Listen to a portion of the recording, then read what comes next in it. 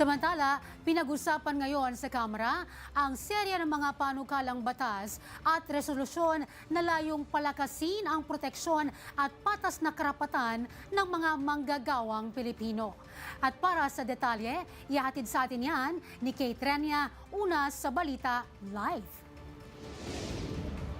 Yes, Kate? Zay, pangunahing tinalakay ng Committee on Labor and Employment ang panukalang ang substitute bill na magtatakda ng national minimum wage anuman ng rehiyon para masiguro na makakakuha ng pantay na sahod at makatarungan ang mga manggagawa sa bansa.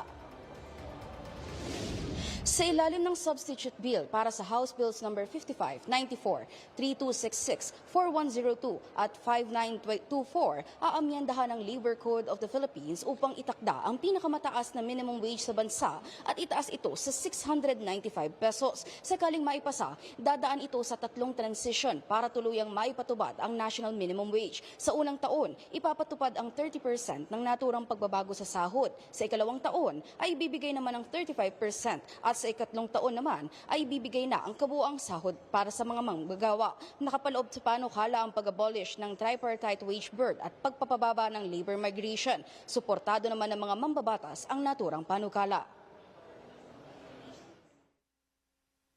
I think it is high time that we discuss it now. For the past 36 years.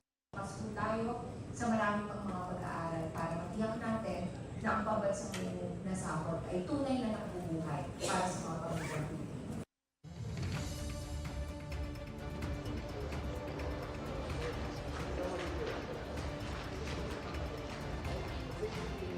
Zay, isa rin sa tinalakay ng komite ang House Bill 5221 ni Gabriela Parteles Representative Zara Elago na nakatakdang gawing krimen ang mga paglabag sa occupational safety and health standards at mabigyan o mapanagot ang mga kumpanyang hindi susunod sa mga patakarang ito. At yan muna ang update mula dito sa Kamara. Nauuna sa mga balitang totoo at laging bago, Kate Renia, alauna sa balita, Congress TV.